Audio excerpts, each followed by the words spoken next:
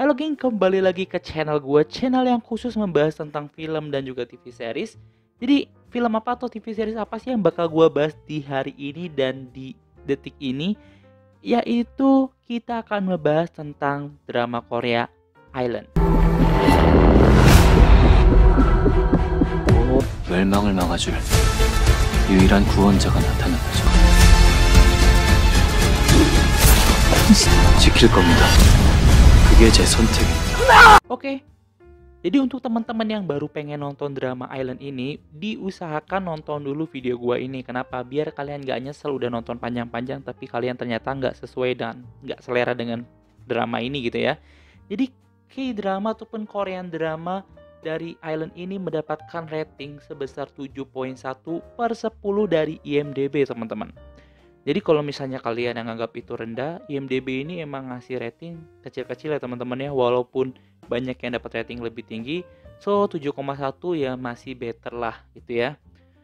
Oke, jadi drama ini begitu muncul dan launching juga sebenarnya tuh menarik banyak perhatian bagi penonton-penonton dari Korea ataupun di negara Indonesia ya.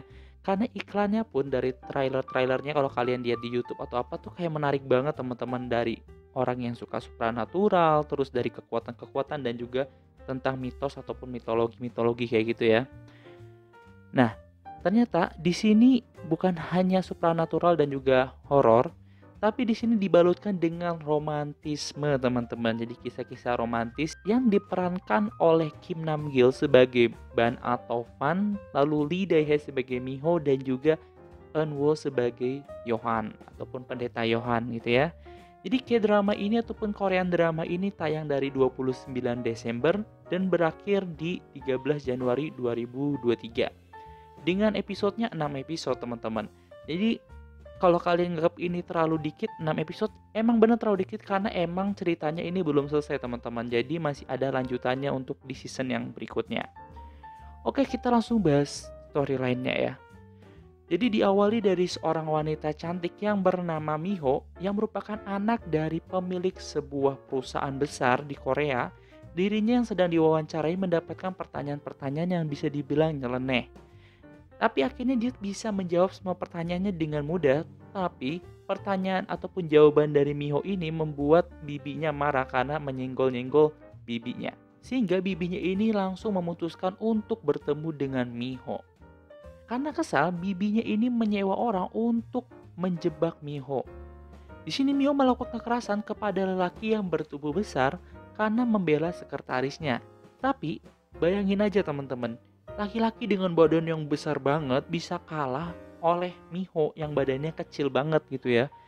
Ya, bener aja bahwa Miho ini baru sadar itu semua adalah akal-akalan dari bibinya. Jadi kekerasan ataupun perlawanan yang Miho lakukan itu di video sama lelaki tersebut. Nah, pagi harinya berita tersebut langsung tersebar luas ke seluruh Korea. Sehingga Miho ini terkenal sebagai wanita kasar dan sering melakukan kekerasan. Dan saham perusahaannya pun langsung anjlok drastis. Maka dari itu ayahnya yang merasa bahwa anjloknya gara-gara Miho memanggil Miho ke kantornya. Di mana Miho dipaksa untuk mengasingkan dirinya dahulu untuk menenangkan pikirannya, dan bibinya malah mendapatkan posisi jadi pimpinan di galeri yang seharusnya dipimpin oleh Miho. Akhirnya di sini Miho bersama sekretarisnya yaitu Pak Kang dan juga pelayannya yaitu Pak Jang pergi ke Pulau Jeju. Tapi baru aja sampai, Miho ini udah dikejar-kejar monster yang biasa disebut dengan iblis nafsu. Nah, sebenarnya bukan iblis yang nafsuan ya, tapi emang iblis nafsu yang terbentuk dari ataupun terlahir dari kebencian ataupun nafsu jahat milik seseorang. Nah, di sini gue sempat berpikir apakah ada hubungannya dengan Asmodeus. Jadi, yang belum tahu tentang Asmodeus, dia adalah iblis ataupun raja iblis yang terkenal sebagai penguasa nafsu birahi. Jadi gue pikir ya bakal ada hubungannya sama Asmodeus. Nyata enggak sama sekali ya. Nah, iblis nafsu di sini merupakan suatu cerita yang fiktif dan memang sudah ada dari berabad-abad di daerah tersebut, yaitu di Pulau Jeju. Di mana saat ada pertarungan antara dewa dan juga manusia, lahirnya yang namanya iblis nafsu ini. Nah, iblis nafsu ini dikurung di Pulau Jeju dengan kekuatan yang bisa dinamai perisai. Dan kekuatan perisai ini hanya bisa digunakan oleh seorang wanita yang dulu ini bernama Wonjung. Kembali ke Miho yang dikejar iblis nafsu, di sini ternyata dirinya ditolong oleh seorang laki-laki misterius yang mempunyai kekuatan super dan bernama Fan, yang merupakan seorang pembasmi iblis yang telah dilatih dari kecil oleh para biksu dan membuat dirinya sebagai sebuah senjata emang untuk membasmi iblis nafsu. Di sini bukan hanya satu iblis yang mengejar Miho, karena beberapa iblis selalu mengejar Miho untuk membunuh Miho. Tapi untungnya kembali lagi ada sang pahlawannya itu Fan yang selalu melindungi Miho. Miho pun juga bertemu dengan seorang pendeta yang stylish yang bernama Johan. Di mana Johan ini datang jauh-jauh dari Italia untuk melindungi Miho seorang. Miho yang bingung kenapa dirinya selalu menjadi sasaran iblis pun akhirnya dapat informasi bahwa dia adalah reinkarnasi dari Wonjung. Jadi wajar aja ya kenapa dia dikejar sama iblis-iblis dan juga iblis-iblis pengen banget ngebunuh dia, karena iblis-iblis ini pengen keluar dari Pulau Jeju yang sudah terbelenggu oleh kekuatan dari Wonjung. Lalu pendeta Johan yang bertemu dengan Fan ini merasa was-was teman-teman. Kenapa? Karena dia udah pernah membaca sebuah ramalan di mana Wonjung yang sebelum menjadi Miho seperti sekarang ini ternyata dibunuh oleh Fan. Jadi Johan ini takut kejadian ini bakal terulang lagi di mana Fan ini akan membunuh Miho. Itu ya, jadi dia gimana caranya bisa melindungi Miho ataupun menjauhkan Miho dari Fan.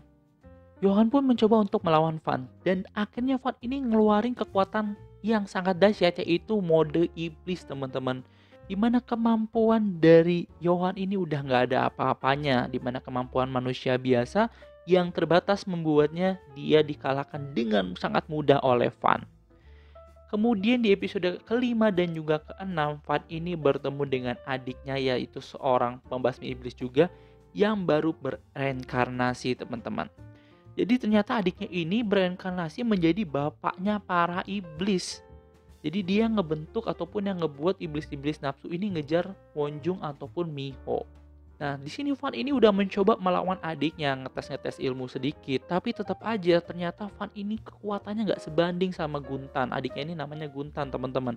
Karena Fan ini mulai melemah, kekuatannya udah menyerupai seperti manusia biasa. Nah, tapi sedikit ada yang aneh, teman-teman. Jadi Guntan ini untuk membunuh Miho dia selalu menyuruh iblis-iblis nafsu untuk membunuh Miho. Padahal kekuatannya ini overpower teman-teman. Jadi seharusnya kalau dia mau ngelawan Miho langsung ataupun mau mengeksekusi Miho langsung, seharusnya bisa tanpa ada bantuan dari iblis-iblis nafsu ataupun kroco-kroconya gitu ya. Nah jadi ini masih jadi pertanyaan ya, kenapa dia nggak langsung to the point to Miho gitu ya. Di episode terakhir dari season 1 ini sebenarnya kentang banget teman-teman. Karena Miho ini emang belum diliatin kekuatan aslinya. Jadi emang pas lawan di tengah-tengah sempat ngeluarin kekuatannya, cuma emang dia nggak bisa ngontrol kekuatannya sendiri. Lalu apakah Johan ini mampu melawan seorang iblis nafsu? Karena menurut gue kekuatannya ini masih ada potensi bisa lebih dari itu gitu ya. Cuma emang belum dikeluarin di season yang pertama. Dan yang ketiga adalah nasib dari Fan. Karena Fan ini udah melemah, kemungkinan besar di season kedua ini udah nggak bisa apa-apa ataupun paling bisa bertarung tapi kalah gitu ya.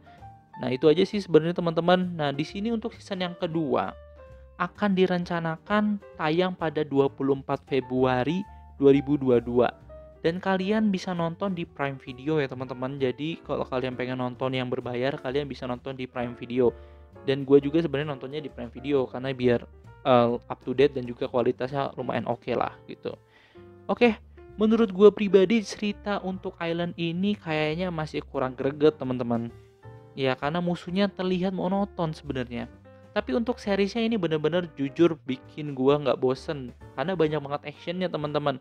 Jadi kan banyak drama yang porsinya lebih banyak ngobrolnya daripada actionnya. Nah ini mungkin bisa dibilang seimbang lah ya, dimana actionnya cukup, terus ngobrolnya juga cukup. Jadi teman-teman yang suka tentang supranatural, action, ini cocok banget untuk nonton ini karena ya banyak banget gelutnya ya atau berantemnya gitu. So menurut gua teman-teman yang pengen nonton ini tonton dulu episode pertama, karena ini saran aja karena gue emang suka nonton drama. Pertama kali itu gua nonton episode satunya dulu, jadi nggak yang kayak dari episode 1 lanjutin dulu enggak. Jadi gue bisa tahu bahwa gue selera ataupun gue suka sama drama ini dari episode satunya teman-teman. Jadi kalian coba dulu di episode pertama, biasanya ada dapat gongnya apakah selera atau enggak sama kalian. Kalau misalnya kalian suka atau cocok, langsung aja diterusin gitu ya teman-teman. Oke, itu aja review dari Drakor Island. Kalau kalian suka bisa like, kalau kalian punya pendapat yang lain bisa komen. Dan juga kalau kalian pengen tahu lebih lanjut ataupun konten-konten gue selanjutnya, kalian bisa subscribe gitu ya. That's it, see you on the next content, bye-bye.